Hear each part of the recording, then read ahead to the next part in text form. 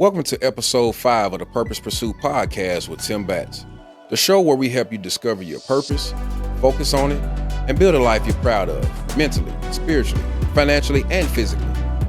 Today I'm joined by someone who's redefining what it means to build legacy and wealth with integrity. Justin Chism grew up in Memphis, Tennessee, surrounded by entrepreneurship. His family owned the largest African-American grocery store chain in this country, and that legacy planted the seeds of purpose early on in his life. Now he's carrying the torch to new territory, leveraging cryptocurrency to create generational wealth, advocating for natural health through bodybuilding, and empowering his community with financial literacy. Justin believes in success without shortcuts, rooted in the belief that God made you enough. This conversation will inspire you to think bigger about your potential, your finances, and your health. Let's jump into it.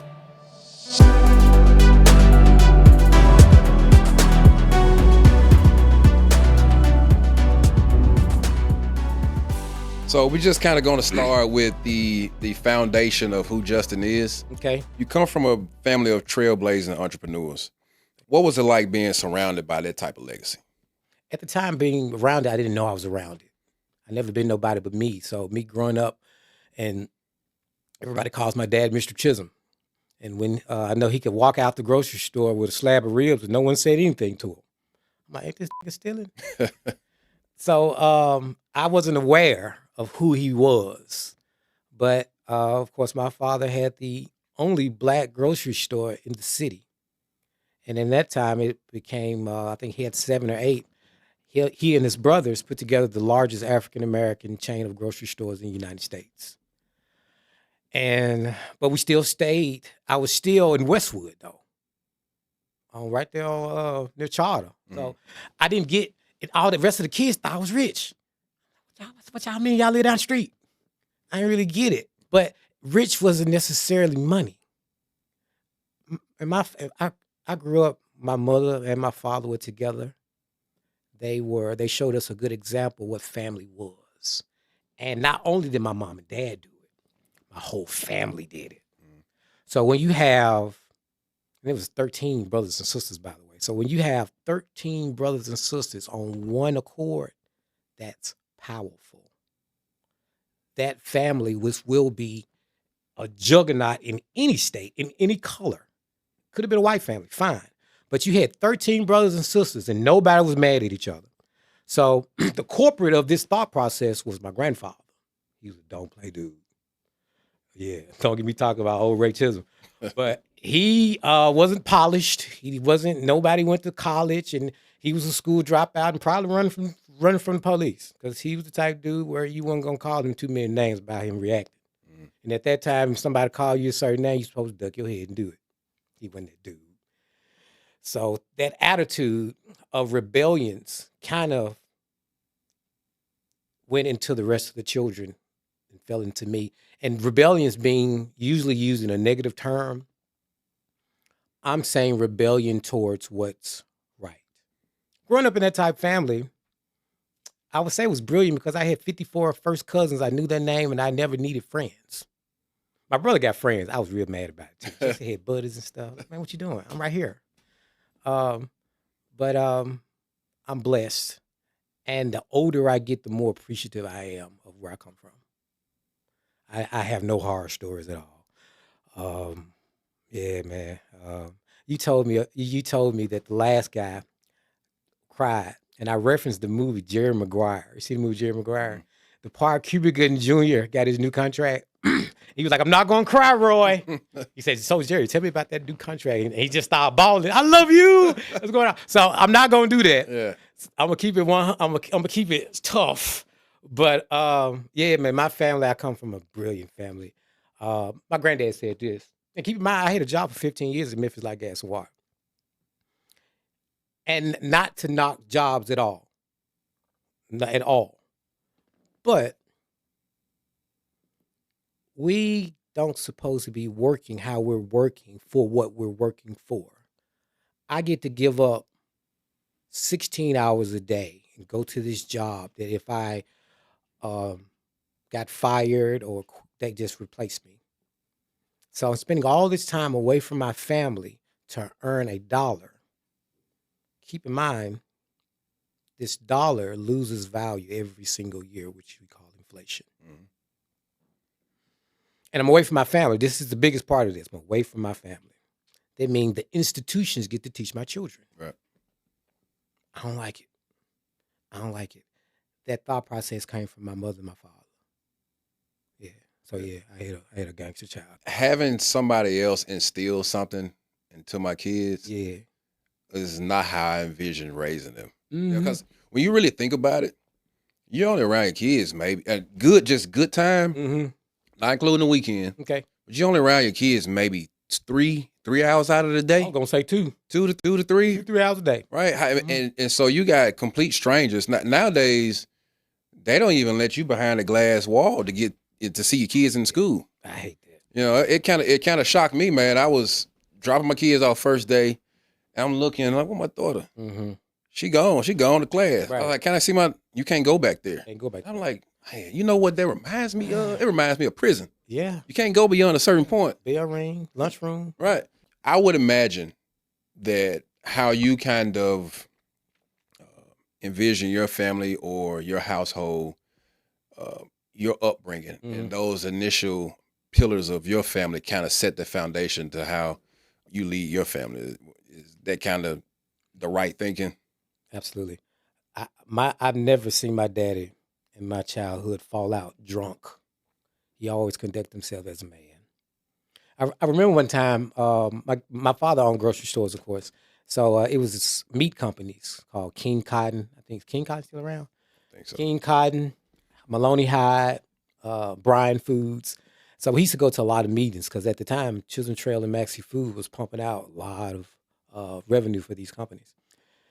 And me and my brothers, we went to one of these meetings, and Dad's in there with all these folks, and we wanted some Skittles. And one of the men walked, "Hey, y'all want some candy? Yeah. What you want? Some Snickers." And my brother, "What you want?" "I want some Starburst." Yeah, we greedy now. We number 6, 7, 8 years old. So I want some chips too. We had a arm full of stuff when we got done. After the meeting, Daddy walked up on us. We had all this candy and stuff. He said, "Who gave y'all the candy?" We said, "We ain't know the name or nothing. Let the guy over there." And Dad said, "Next time somebody asks you to do you want anything, ask them for the machine." I was like, damn. And at the time, I didn't even know what that means. Now, that means to me, if somebody is to give you something, they are not giving you all that you can get. You got to ask for what you want, pursue what you want, because if you just give it to you, it's not worth nothing. I never heard it put that way, man. If next time somebody offer you something, ask them for the machine. Ask for the machine. Yeah. Dad asked for the machine. I think they would have gave it to us. Now I'm thinking about it. Yeah. Yeah, I was the dad pull up the truck. I'm gonna use that. Mm-hmm. Ask for the machine. Yeah. I mean, that right there in itself. Now, I'm a believer in that. You know, I'm sure you heard. You know, if you feed a man or you give him a fish and you only feed him for a day, but if you teach him how to fish, you teach him the same concept. Same thing. Yeah. Same concept. Mm-hmm. How did watching your family build the largest African American grocery store chain shape your outlook on business? Shape my outlook on business. It taught me that I could have my own business, first of all. I mean, them having theirs, I wouldn't be his son if I didn't have mine. Since my mother and father accomplished that, I should at least be able to do that, you know? So I like to call myself the improvement of them, even though I don't think I've crossed that bridge yet. They were some juggernauts, but I'm riding this coattail. Yeah.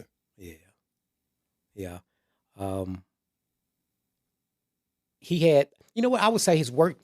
I'm talking about my father in particular. I would say his work ethics was better than mine. But once you learn money, you don't have to work for it anymore. His profession wasn't to study money. He was taught to work hard, pursue your goals, and all of that need to be instilled in all children because it's in me. What he missed, though, is you don't have to work hard for anything. I take that back. You don't have to physically work hard for money. Money is an intelligence. Money, which we relate to wealth a lot. We can get back on our rant, so you got to keep me under control. Uh, Wellness and wealth. You study etymology. The word wealth comes from wellness. That whole thing where they say that health is wealth. Oh, real talk. Health is wealth. Literally, health is wealth. Because wealth means wellness. And if you're not well mentally, physically, spiritually, it's hard to have what we call money. We got to go over what money is, too, by the way. Yeah. And what's the difference between money and currency, because they're two totally different things. We have money here in America. It's not bagged by anything. It's not ours. It's made up. It's fake. We work for it 16 hours a day. It's printed. Yeah. And it's 1971. It's not. It used to be printed as a representation. When you go to Walmart and you put your money in the machine, it has note right across the thing. I show my daughters when we go in there. What does that word mean? It's a promissory note, which means we're promising we're going to pay you back because this is a representation of what's supposed to be something. If you can create money out of thin air, nothing, you're making a fool of the people. And that imprisonment of thinking is almost over. Now introduces cryptocurrency. You know I was going there. Yeah. Yeah. Now introduce cryptocurrency. We're gonna dive. I know. Hey, you gotta keep me in line because I go into a whole rant about something else. I mean, see, keep me in order. You passionate about that, though. Oh man. I mean, and I would imagine like that's some things that you think about daily. Is like, how do I get the next move, or how do I go up to the next level? So to be passionate about that, you know, some people are not passionate about anything. Man, some people don't know. I mean, to not even have a purpose to even be passionate about, you know, has to be kind of lost. I mean, but we all were kind of there, like trying to figure it out. And my hope, you know, with today's show is that, you know, whatever you have to say and to inspire will kind of give somebody that direction to start working toward that purpose, and that they will be passionate about their purpose. Yeah. You've chosen to carry that entrepreneur torch in your own way. Was there a moment growing up when you knew you wanted to follow in a similar path? Early, maybe always, but early. I wanted to be my own man. I went to University of Memphis for 2 years, and I was a business administration major. And I remember talking to my professor of microeconomics, I think, a class I was taking, and some more classes, and I talked to my professors, and I asked these professors, hey, what business did you own? What did you own? Because I'm here to own something. What did you own? He never owned anything. He read all the books to put them in a position to call himself a professor. So I was like, damn. Okay, now how much this class cost? A couple thousand. Okay. How much the book cost there? I need to minimize this because I paid for school out of my pocket. I graduated 372 in my class. I ain't had no scholarships. Yeah. And I wasn't fast as you were. So I playing football wasn't it either. Yeah. So I paid out of pocket. I'm glad I did actually, because Sally Mae tearing them up with them student loans. So I was paying out of pocket, and after learning that none of these people ever owned anything, I had one professor who owned a gas station very briefly and it closed. I said, wow, they ain't never owned nothing. And my dad's a high school dropout, and he owned a lot. Okay, something's going on here. Something ain't measuring up. Maybe this degree thing ain't all they tell me that it is. Maybe it's a trap. And this is a 21-year-old Justin who's flunking college too, by the way. He ain't like he was making A's either. But that attitude, the whole process of the attitude of thinking, that whole thought process of interviewing my professor and see what have you accomplished and see, do you even qualify to teach me? Because you do qualify to teach me, but what you have to teach, I don't necessarily want to learn that. These big words in this book sounds great, but I don't think I have to learn that. And it costs too much anyway, so I got out of there. So, but you're 21 thinking this way. Right. You know, I mean, in college, you know, and I know you said early on, but at that early age, what made you even think about asking them, hey, what did you own? Because that's good. It's like, how are you going to teach me something and you really ain't went through it? Right. So what did you own? Like, right. how does a 21-year-old just, you know, think of that? Yeah. Coming from a family that think like that.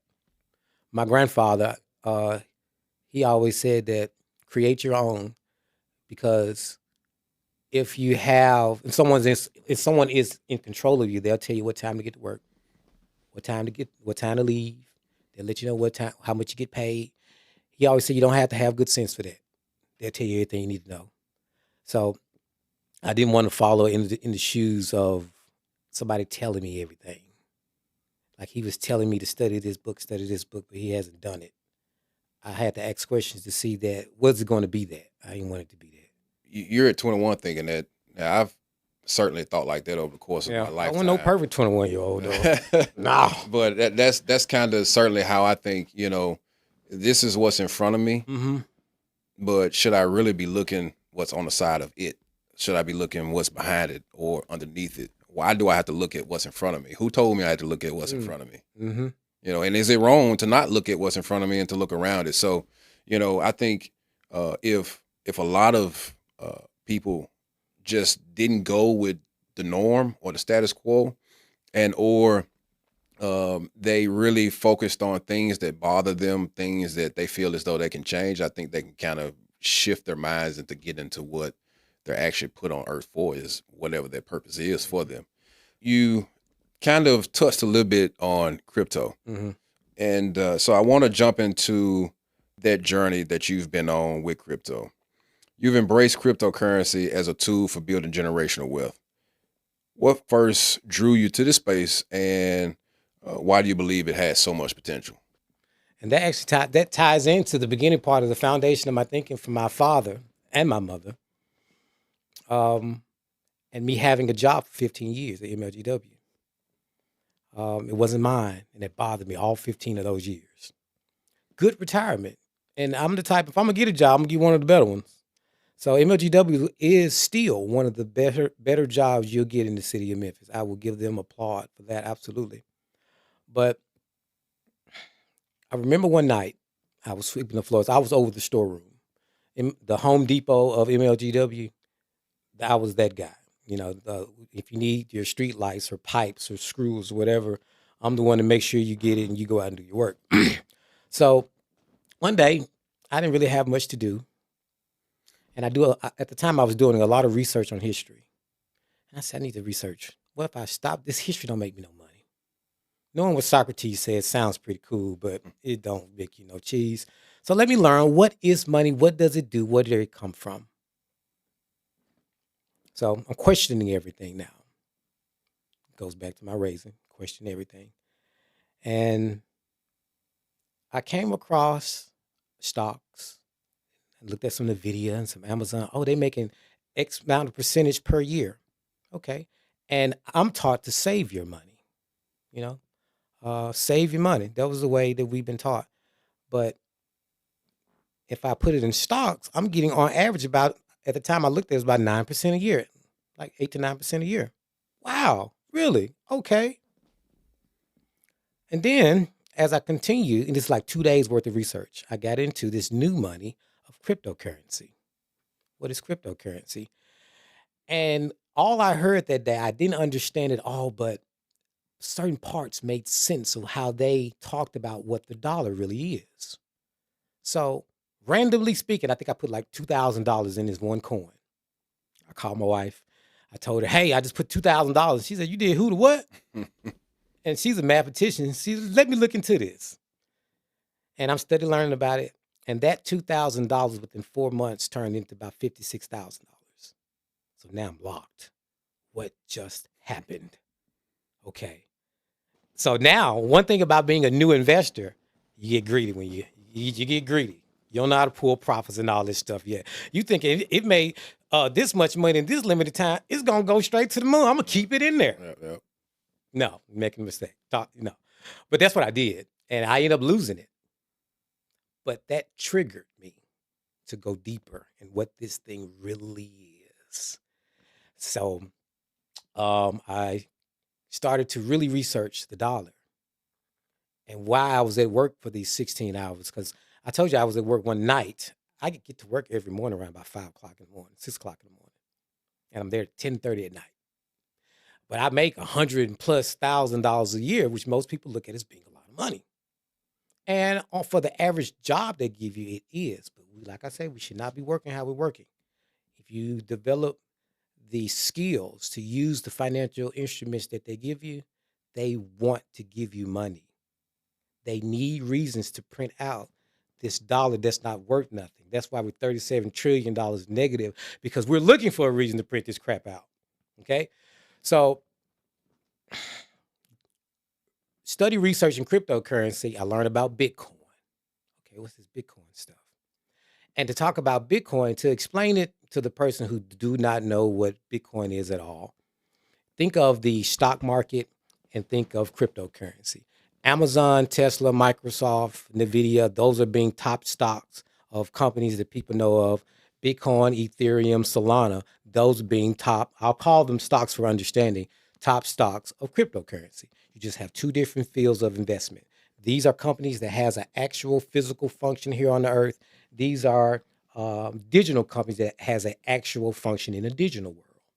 But when I tell you that the digital world is far more profitable, the security is far better, and this money is actually yours. This money over here, which is you use that dollar to buy that stock, and in that stock, you really don't own the stock, really, no. And you really don't own the shares either, no. But if this company goes up a certain amount, which is manipulated too, because this money is ran by the central banking system. This is completely, I'll say, Rothschild-owned money that loses value right now. I think it's around about 12% a year, because I think, 30% of the money in circulation right now was all printed in the past 5 years in a study doing it. So since my money's losing 12% a year, am I getting a 12% raise a year? No. That means that dollar that mama told me to save loses 12%, which means I get poorer and poorer every year. Now it's so bad that even if I invest in stocks, because with this stock, I'm going to get on average 9% a year. So what happens as this cycle continues to grow? They continue to print money. I continue to get inflated. And because my dollar is worth more, my milk costs more now. So does my gas and my shirts. But I got this and the MLGW was a good one, because they actually gave us raises. We got 3% raises every year. Most jobs don't get that. So even with that 3% raise a year, I'm still losing money, time away from my family. Unappreciated too, because most jobs don't even like you. Okay. So study getting more intelligent as far as what money is. I got to the point where I wanted to teach it, because once you learn money, you're going to have money anyway. I'm going to get 100% of my dollar, regardless of if you care what I'm talking about or not. If you say, I don't want none of that new stuff. And I get it, because at one time somebody said, a cell phone, what's that? I can just call somebody right here. You got a quarter. If one time somebody said that, hey, there's going to be this thing called the World Wide Net, and it's going to be Yahoo, and Yahoo going to turn to Chrome, and whatever the process was of that. Somebody said, what? Internet, I got an encyclopedia right here. As time evolved, there will always be people who can't grow with it, who can't adapt to what's new. The reason I'm here to speak about cryptocurrencies, I want to be a witness to tell you that something new is here. And one thing about investment, timing is everything, and the time is now.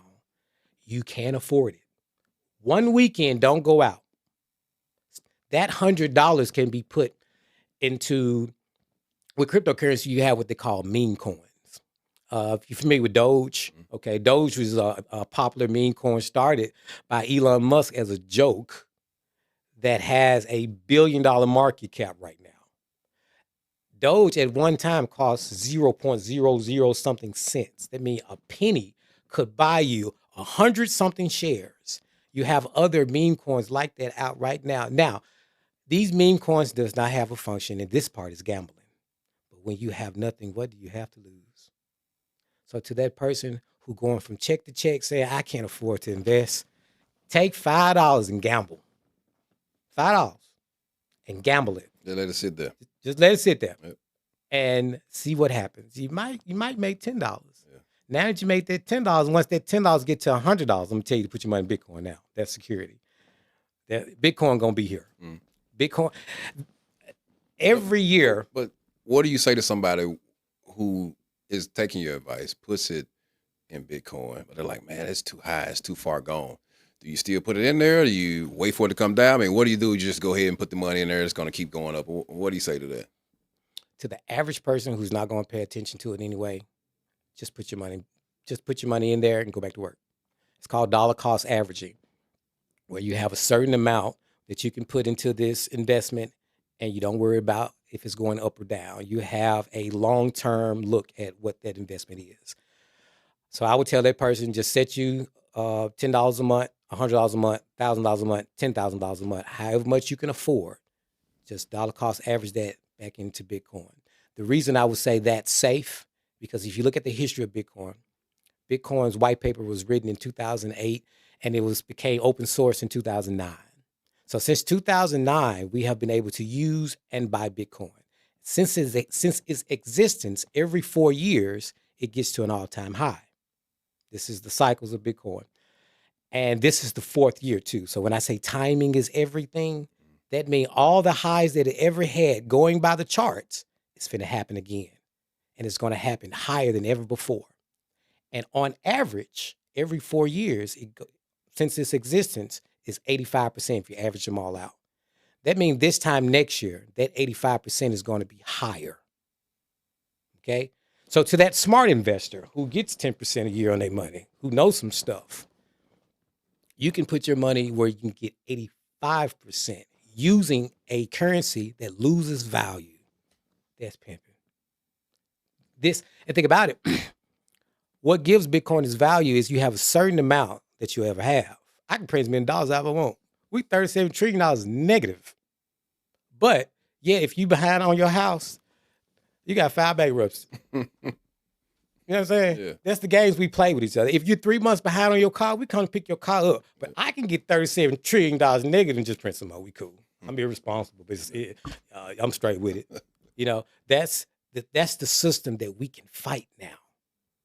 And it's going to be a problem because, yeah, they have put tools out there to stop that person by far, and it will continue. But you have a cryptocurrency-friendly political team that's coming in now. It's going to help tremendously. The SEC, which is the Security Exchange Commission, their leadership has now changed, which will help tremendously. And the rest of the world is upset with the United States of America. You have BRICS, which is Brazil and Russia. BRICS, Brazil, Russia, China, South Africa. I'm missing some countries in there. But you have countries that have gotten together to say that we don't want to use your dollar no more because you use it incorrectly. And I think what triggered them was the whole thing in Canada. They had something going on in Canada where they had the Canada March and they cut all them folks' bank account off. This was like 2 years ago or so. I remember that one. Yeah, they did in Canada. So the rest of the world's watching, and they don't want to play with. They don't want to play no more. Every once in a while, though, actually every couple of 100 years, an empire falls. We are here right now where our empire is falling. You know what got me thinking? Got me thinking how the dollar was even created in the first place. Mayor Rothschild had 5 sons or so, and he spread his sons throughout the world and created the central banking system that created our Federal Reserve, which created our dollar. He created that off war. This man, he took a disaster and lied about it and said that, what was the story? I can't remember. Okay, I got to get the story right. But the story was, they was at war and they didn't have the internet then. He got the word that the person that won actually lost. He misinformation, and he gambled on them biting with the new information, which was wrong that they got, and it worked. And he became the richest man in the world and started spreading his information, his system everywhere. And his sons carried it on. You spoke a little bit about the 85% Okay. annual return, which I think is incredible. For those who might be skeptical, can you break down why cryptocurrency is such a powerful tool for financial growth? It's a powerful tool because it's freedom. It's a powerful tool because you now own your own money, which is the freedom in it. It's also a powerful tool because you can use something that loses value and gain more value. And with the adoption that it's getting, you will be able to, and you can do it now actually, you can buy a car with Bitcoin. You can buy a house with Bitcoin. I can invest in Chicago through cryptocurrency. Let's say Florida and Texas for the past couple of years have went up tremendously because a lot of people moving out of California for good reason. A lot of people moving out of New York and moving down south. You can invest in Texas. Yeah. The GDP of Texas is up. More people there, more jobs there. I'm going to invest in Texas. You can do this through cryptocurrency. It's a lot. Everything that the dollar do, the digital dollar does it and way more. Cryptocurrency is only a form of a digital dollar. And I guarantee you, if nothing else I said is true, the world is going to go more digital than physical all day long. This is the age of AI. This is the age of flying cars, all this. Elon Musk talking about going to the moon. So if not anything, you best believe that the physical dollar, which we can hide, the Pentagon just reported for the 7th year in a row, the United States failed to audit. We don't know where their money is. What audit was that? I don't know. Some audit they did with the Pentagon. I think it had to be. I can look it up right quick. I kind of want to look it up right quick. But we failed another audit that we don't know what we're doing with money. I got one. Check this out. The day before 9/11, a big amount of money came up missing from under the Trade Center. Look up 9/10 money heists. Why I say that? I say that because with the dollar you can hide it. One of the things that put people in fear of cryptocurrency, they say it's a scam. They say, with that cryptocurrency stuff, they'll take your money, or they use that for buying drugs because it got popular through the black market. People was buying a lot of weed or something. I don't know what they were buying. The most corrupt currency of all time has been a dollar from its conception. The Federal Reserve created the dollar. To break that down, there's nothing federal about those men, and they have no reserves. It's not backed by anything. What do you reserve? It's not backed by anything. So you had, and think about it, the Federal Reserve, you had the richest men in the world, Andrew Carnegie and J.P. Morgan, et cetera. They got together and they said, let's create a name. What should we name ourselves? Boys to Men? Jodeci? No. Federal Reserve. It was nothing governmental about them whatsoever in the beginning. It is now because they purchased government. Government works for them. But there's never been anything good out of the dollar. Was created to make you a slave. The dollar was created to make you a slave. When you think of crypto, as 10, 15 years ago, there was no talk of crypto. True. Now there's all this talk. It's a little talk. Yeah, a little talk. It's a little talk. You know finances, so you'll hear it a lot more than the average person. Yeah. But I think the average person who teach English, goes to the gym, go to church on Sunday, and party on Saturday, they don't know. You know what? You know why I say you're right? Because my daughter, she said, I don't know about that crypto. Somebody write about that crypto. Mm-hmm. I said, why would you say that? You know, what you know about crypto? I don't know. It ain't right. I heard it ain't right. I said, come over here. Mm-hmm. So I showed her my phone. I said, you see what your daddy got? Yeah. She was like, so her perception of crypto has now changed just based off the fact that she knows that I'm into it and doing something with it. Mm-hmm. So, no, I think crypto is here to stay. It's just a matter of what makes the most sense. And, you know, to your point, I would encourage people to actually dig a little bit deeper into it for themselves. Yeah, you'll get burned. Yeah, you know, and when you think about it, just the fact that something can be printed, whereas, you know, you go a legitimate coin that's not able to be printed and or controlled by a government, you know, why not invest into something like that? What do you have to lose? Yeah, right. I mean, we losing every day with the dollar, right? Mm-hmm. I tell people, you ain't gonna get rich getting an annual increase. Mm-mm. You're not gonna. I mean, I tell them that merit increase is nothing more than at least help you with inflation. But that's about it. I said, if you want something, you got to do something a little different. You got to think differently.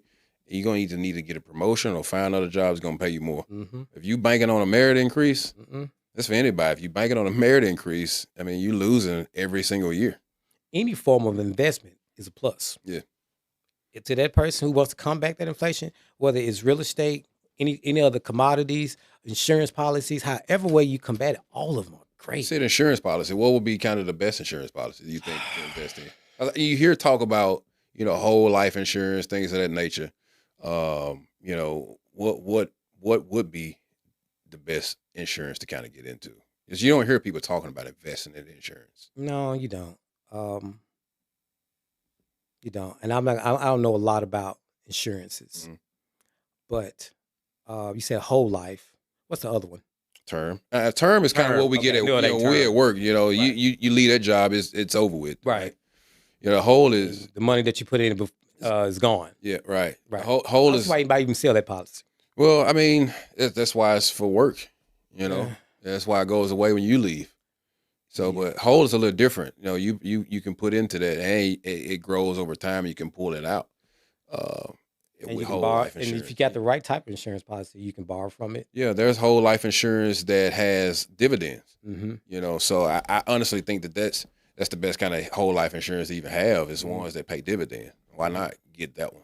Yeah. Right. It's a little bit more expensive though. Yeah. Much more expensive. You have now Bitcoin insurance policies. Do you? Yes. There was a guy, what was his name? Odell Beckham. I think when he was with the Rams, he Mhm. got paid in Bitcoin. Bitcoin. Yeah. Yeah. And what year was that? That was, I don't know, maybe 3 or 4 years ago. Okay, 3 or 4 years ago, Bitcoin was probably around that $40,000 or $50,000 mark. Mhm. I- Shoot, no, I was like 20. It was went 20. down. Yeah. It does. It's volatile. It Yeah. dips. So if he got paid in Bitcoin at $20,000, Yeah. Bitcoin $100,000 right now. He got paid in Bitcoin. Boy, he did all right. He got All paid right. in Yeah. Bitcoin. I'm sure they laughed at him when he did it. Right. Your mission is to pass down generational wealth to your children. Yeah. How do you ensure they understand and value this legacy you're creating? Oh man, you got to teach them. Got to talk to them. Every night, my kids read me a Bitcoin book. If I go to my 8-year-old daughter and I ask her what's Bitcoin, she'll tell me that Bitcoin is electricity converted into monetary value. She'll go and she say it way better than me. She does. She said, my 4-year-old, we be in the barbershop and we talk about different cryptocurrencies because they know this is what I do. And to engage himself into the conversation every time, Bitcoin is computer money. He keeps saying it. He don't know all the ins and outs, but he 4. He know that Bitcoin is computer money. He's relating Bitcoin to money. And one thing he's going to want throughout his life is some money. So even though he don't understand what Bitcoin is yet, once he understand what money is, he going to say, money, Bitcoin. What's this Bitcoin stuff? Dad, how I use it? And he 4. So You got to get it early. I was just about to say, so it's planting those seeds. Plant it early. Plant those seeds. Mhm. And it's the fact that they're talking about it. They may not completely understand it, Mhm. but as their mind develops, and that's sort of the talk of the family, Mhm. then eventually they're going to be inquisitive and start to dig a little bit deeper like Yes. the daddy, right? Yes. Yeah. Bitcoin has a gaming side. Yeah. They like games. Yeah. You can get paid to play these games because your Yeah. dad is heavily invested in a lot of the companies that create these gaming cryptocurrencies. Yeah. Yeah. So when I get to teaching them, actually, they read about it right now. They don't actually do it. I said once they finish this last book I got them reading, we're gonna actually start doing it. Yeah. Would you open up an account? Yep.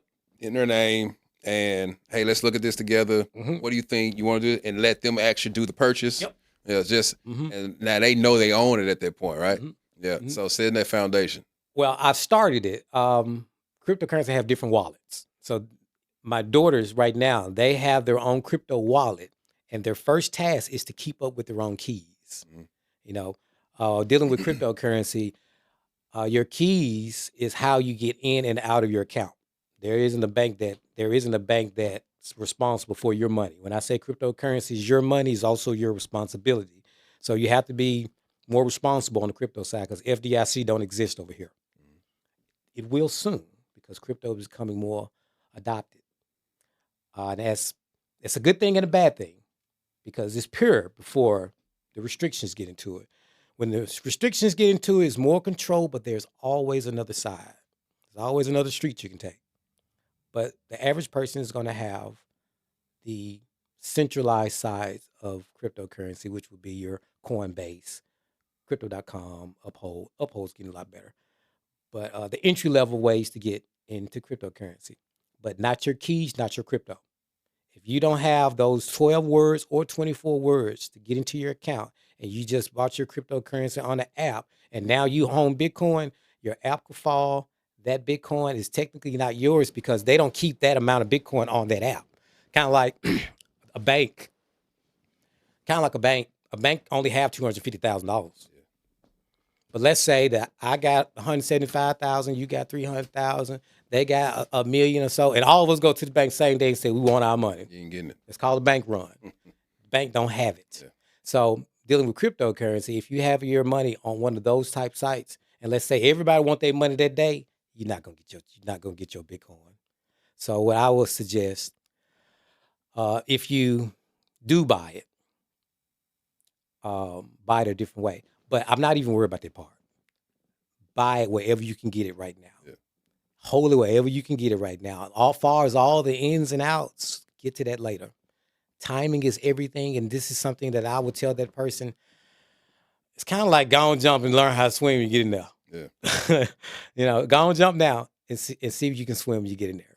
Yeah, because the world is adopting it fast. For sure. And I think what better time to get in it than when it's tax season? Yep. Yeah, I mean, a lot of people gonna spend the money on things that they think they need it, but why not just allocate just a little bit of that tax money to Bitcoin or to some crypto, right? And I think some more stimulus checks are coming this year. Think so? Absolutely. I hope not. Yeah, sorry. Yeah, you said it right. I hope not. not. Why did it come the last time? I don't know, man, but I mean, shoot, I hope not. A lot of people lost jobs. You had a worldwide pandemic going on. I got a feeling this year that a lot of that's going to re-erupt. Yeah. We'll see. Only time will tell, right? Let's see. Yeah. For someone just starting in crypto, what are the key first steps they need to take to make sure that they secure their investment? The first thing is understand what you're buying. Once you understand what you're buying, pick a platform that you trust to purchase it. And once you pick a platform that you trust to purchase it, you need security. You need to know how, now that you have this crypto, know how to protect it.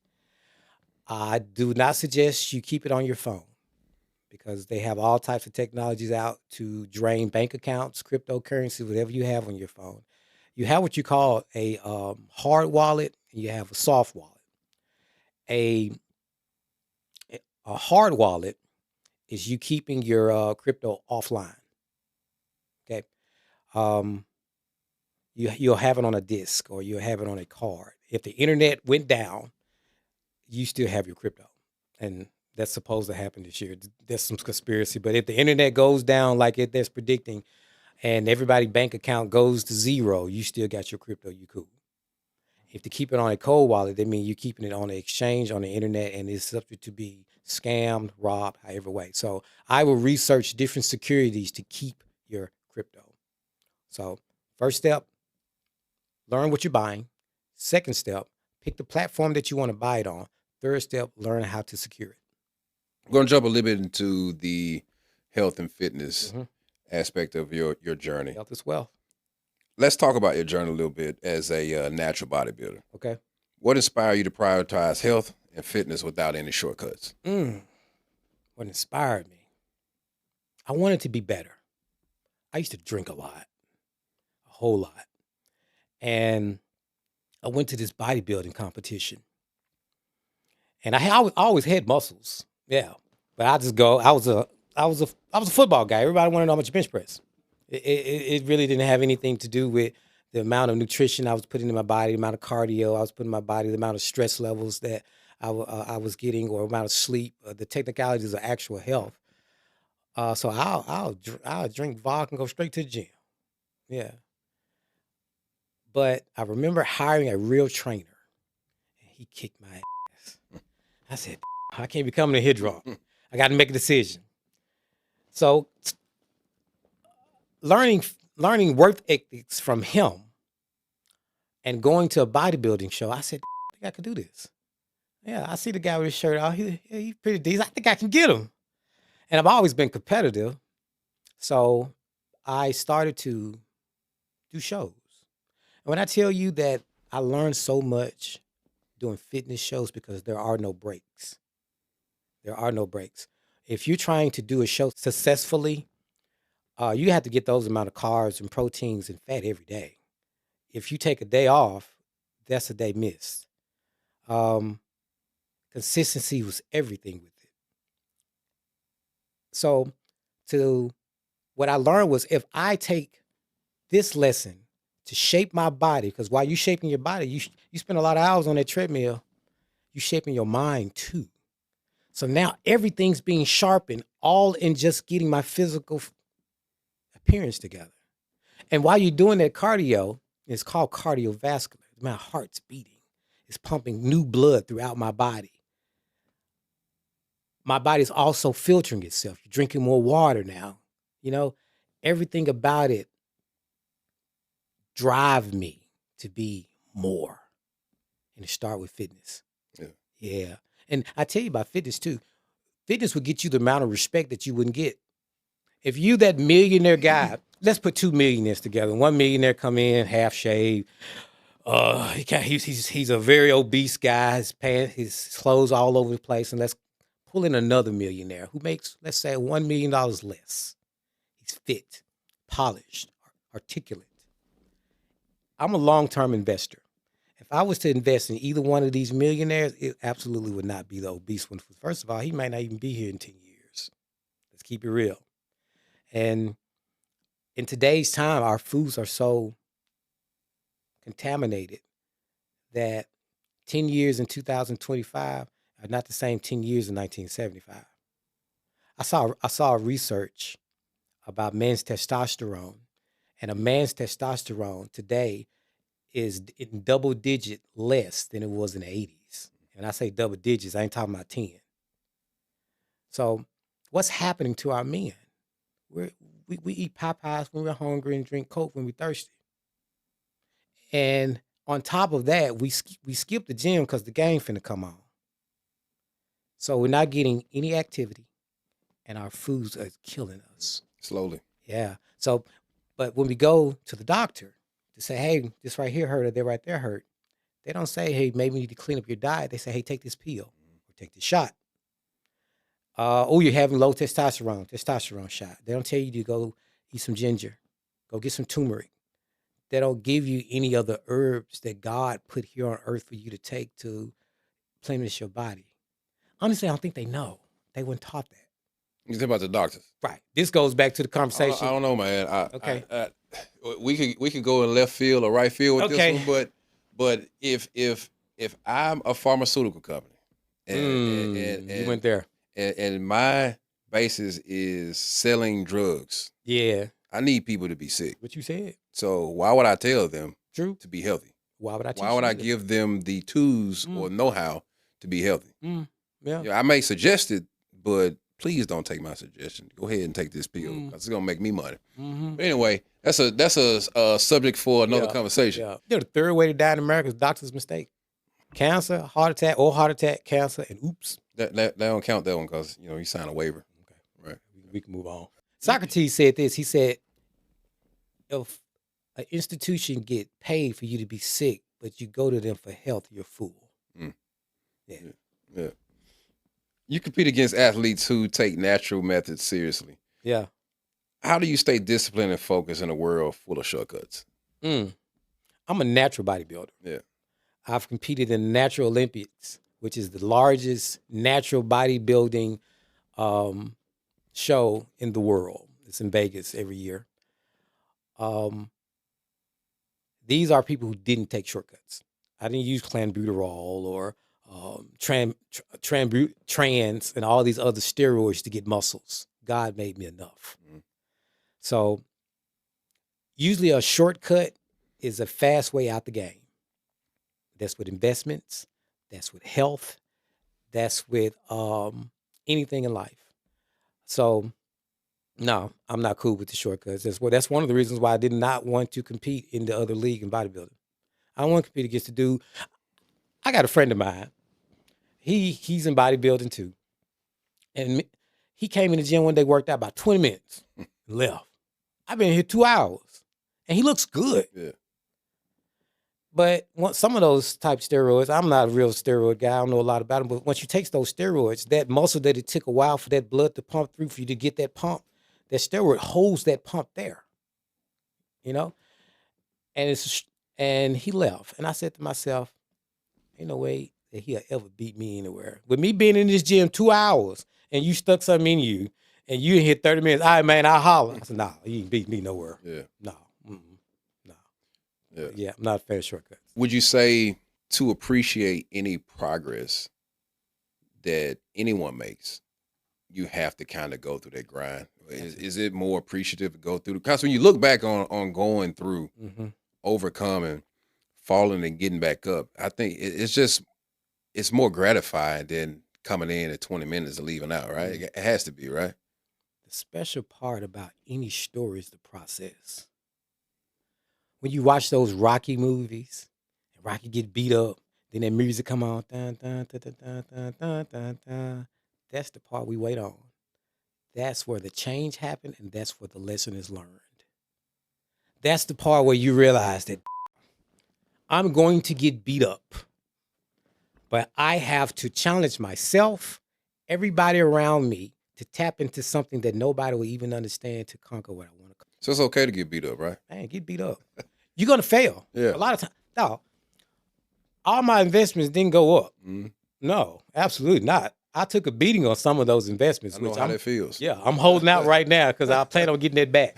So you got to be patient being an investor. Yeah. But nothing goes straight up. Nothing moves in a straight line. That's why when you even look at the charts, it's doing this.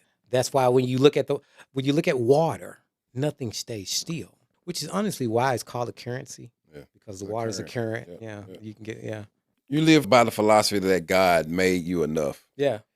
How does that belief shape the way you approach fitness in life? If God made me enough, and I am God's child, He is God, what does that make me? He made you just the way you need to be, right? Right. Why don't people embrace that? Why are they always trying to alter who God made them to be? Or they don't take care of what God has put in them? I think we say these things that we really shouldn't say, that I'm just a vessel. And yeah, you're not the all be all, no, but you're a piece of it. If I'm the ocean and you take a drop out of that ocean, the ingredients that's in that ocean is the same ingredients in that drop, and that is that, and that is this. We all one. But we say these things that I'm just, and you're speaking low of yourself. And every time you say that I'm just this, I'm just that, I'm not worthy of this, I'm not worthy of that, you are absolutely right. And with that low vibrational speech on yourself, it brings you down and down and down. And you get to the point where you're satisfied with just having whatever. How do you get out? Because there's people who may think I'm just this, or I don't like this about myself, I need to change this. And not necessarily change in a better way, but just taking shortcuts to make that change. But what do you say to somebody who feels as though they're just? I would say to you that you're not just. Stop looking at yourself as just and look at yourself as all. And since God made you enough, you are enough. And you're great. We all come here for a reason, and we all have our special abilities. I may not be able to run as fast as you, but you may not be able to lift as much as me. This person may not be able to do mathematics as good as you, but this person may know science way better than you. Everybody have their own skill. Find what you're passionate in and go. Because I guarantee you, whatever you're passionate about, somebody will pay you for their passion. It doesn't even matter what it is. For those watching who struggle to stay consistent in health and fitness, what advice would you give them to help them start and stick to the journey? Tough question. That's a tough question. I say that's a tough question. To stay consistent, because we find a reason to, everything's more important than ourselves. We're naturally givers. That's how we was conquered so many times, actually. So I would say take yourself first for once in your life. If you have a physical goal, set a time and say, you know what? For 4 months, I'm just going to have to tell so-and-so I ain't going. Or for 3 months, whatever your goal is, set a time frame and be selfish with yourself. Say that I'm going to do this for me, and everybody else is going to have to take a second. Everybody's going to have to be second place. Some people are going to get mad at you, and you might lose some friends. If you want them back, hopefully you can get them back when you're done working on you. And if you can't get them back, they probably wasn't for you no way. Yeah. I would say to that person, once again, love yourself. Be selfish with yourself. That's not a bad thing. You can't help somebody if you're not 100, right? Thank you.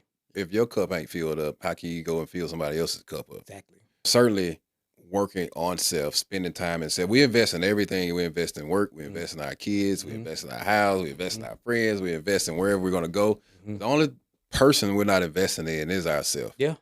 Yeah. And we're pouring into everybody else, and before you know it, we're drained.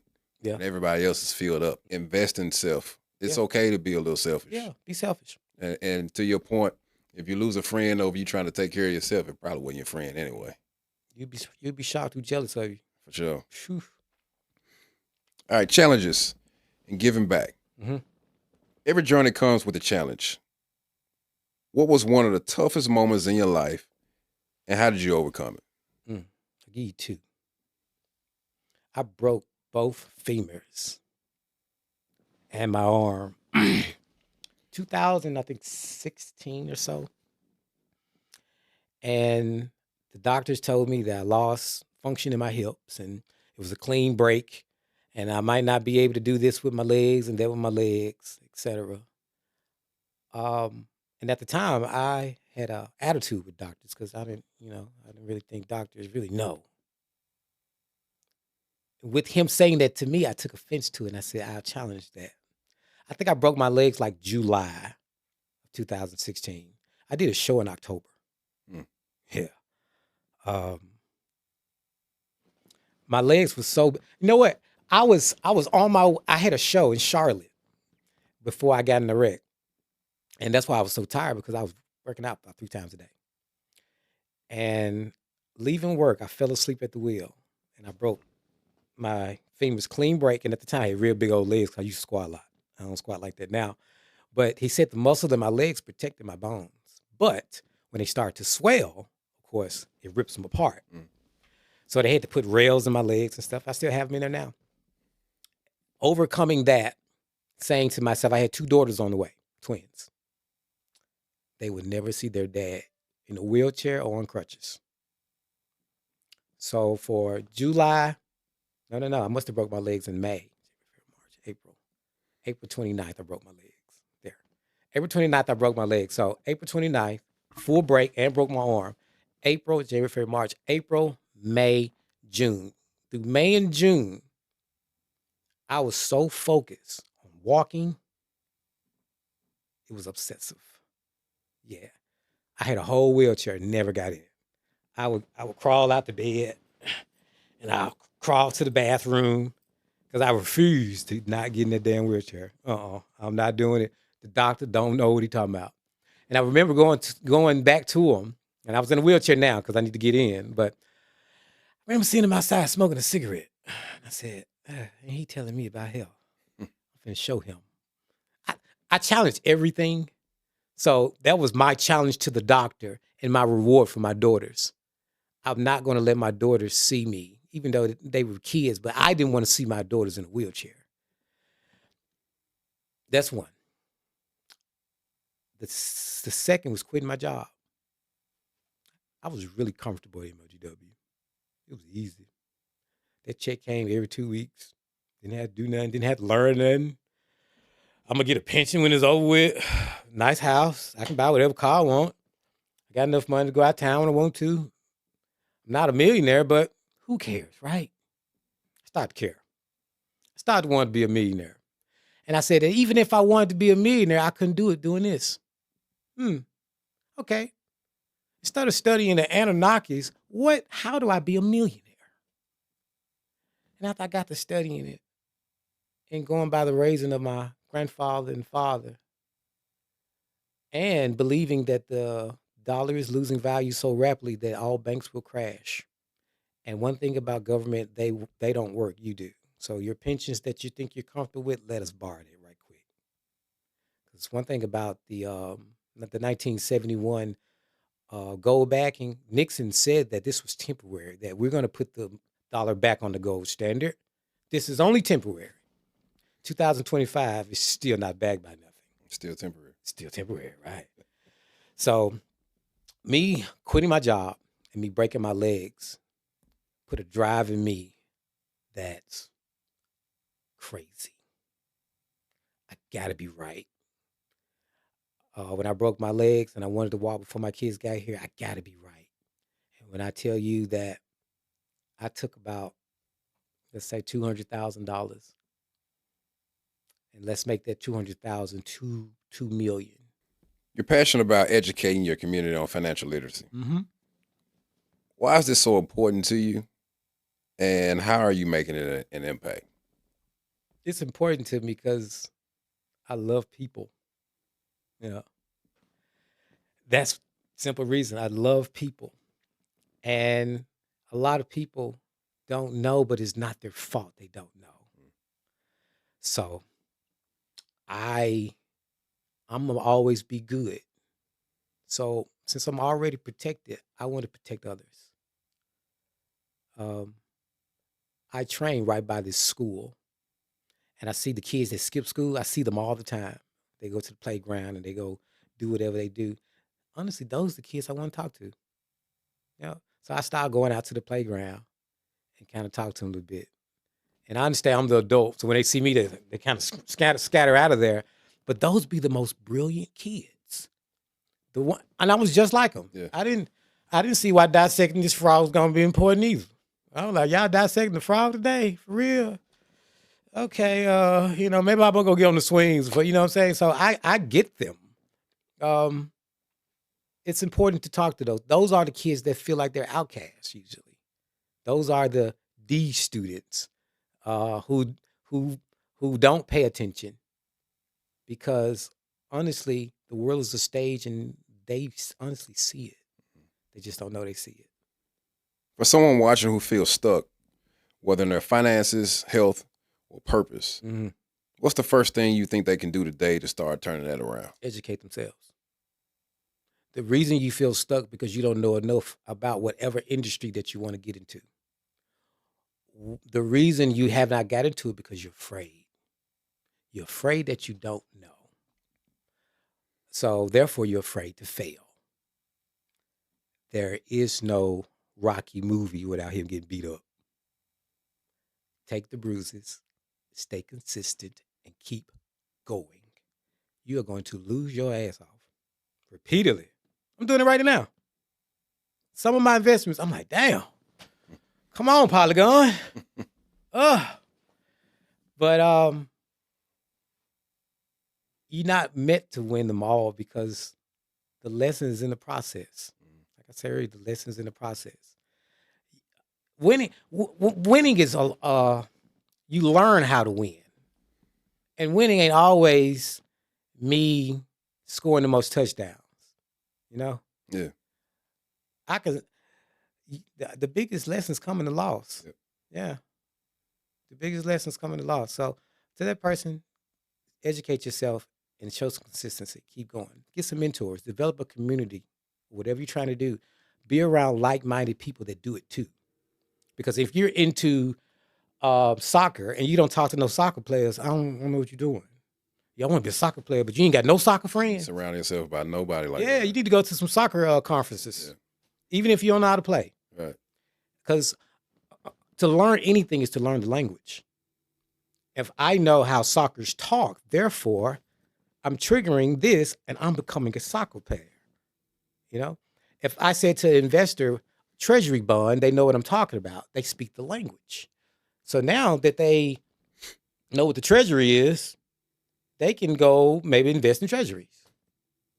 They get the language. So even when I told you earlier about my daughters, they're not doing actual cryptocurrency yet. They're reading about it. Yeah. They will be though. Oh man, they're gonna be way harder than me. But right. Typically, we want the children to be better than us anyway. Yeah. Right? Yeah, I want them harder than me by 14. Right. The parents set the foundation because typically, like we put into them what we once didn't know. You know, so it's like we don't learn this, so let me teach you what I learned. And usually, if they're learning at an earlier age than what you learned it at, they're going to be much more polished. Yeah. By the time they get to the age you're at now, and so and it's just a domino effect in terms of if they have offspring, then they're going to teach theirs. It may be even earlier, or they may come up with a different way of getting that information into their offspring. So, no, to the point, the kids should be better than us. It's his doctor named Dr. Bruce Lipton. He done research on children, and a kid learned the most between the years of 1 to 7. He said, I could tell you what a kid will be from the ages 1 to 7 for the rest of their life. If you are a Buddhist, 1 to 7, you're already a Buddhist at 7. You're a Christian, you already be a Christian at 7, Muslim, whatever. If you're a Bulls fan, most likely you watch Dad watch the Bulls, you're going to be a Bulls fan by the age of 7. Yeah. It's that simple. Right. So instill what you can early as you can in that kid. If that kid is going to be a robber, the kid got the ingredients to be negative at an early age between 1 and 7. Yeah. So my kids are a little bit older than 7 now, but I try to talk to them as soon as they start listening. Yeah, on every level. What's your ultimate vision for the legacy you want to leave behind, both as a father and as a leader? The legacy I want to leave behind, I really don't care if anybody remember me or not. I just want to be effective. I'm not a guy who really gets in front of the camera. You know, I'm not a guy who wanted to be the lead singer of the group or the guy who even want the microphone. But so to be remembered, I don't care. To be effective, I care tremendously.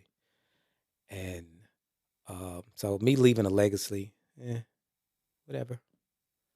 But to answer that on the other side, my legacy is my children. They will be the ones that truly know Daddy. Whatever business I develop, whatever company that comes from me is going to employ some people. I'm fair. It's going to feed their family, sure. But my legacy is going to go through my children. So I guess I'll correct myself and say that only one that I even care, remember me or not, is my children. Yeah. They can carry my name on. Whether I'm on every tabloid, news channel, or magazine, I done moved on from now. You know, usually through history anyway, we know who they want us to know. Yeah. And I'm probably not going to be one they want everybody, you know. As long as your children remember Dad and what he's done and what he's put inside of them. Huh? Mm-hmm. Yeah. Mm-hmm. That's all that matters. Yeah, that's all that matters to me. Yeah. When I think of legacy, man, I think, you know, your point was you didn't really worry about who remembers you. Mm-hmm. But I think also legacy is who we touch along the way. Mm. Yeah. You can touch somebody, you can impact, and I'm talking about in a positive way because we want to leave a positive legacy, yes. Right? So you can impact somebody in a good way, show them a different perspective. No matter how you may not have had any intent to really be that instrumental, but we come across each other to where you played a part in that change that may take place after they meet you. Mm-hmm. Therefore, that's your legacy. It may be a little bit. Mm-hmm. So you instill something in that person, that man, that woman, boy, girl, it was just a little bit, but it impacted them in such a way that it changed the trajectory of their life. Yeah. Whether we think it or not, that's a legacy, man. Yeah. You know, so we put something in somebody. We didn't know it, but when it's all said and done, you may not even know it. Man, this is this guy I was talking to, this and the other. He said, I had never heard this before. He said this, mm-hmm. and that's when it all started for me. Mm. Yeah. Legacy. Yeah. When you think about it. You know what? But you put it that way, the person who worries about legacy don't have it. Yeah. Because if that's what you're looking, that's never the intent. No. So no, we don't want to. I want to have a legacy. No. Right. No. I just want to help somebody. Do it for the people. I just want to help somebody. Mm-hmm. You know, and if I help them, great. If I don't, I tried. Mm-hmm. But at the end of the day, when I leave here, they would know that I really tried to help people. Yeah. And so, but the hope is, because you're not helping for no reason. You helping because you want them to be better. Right.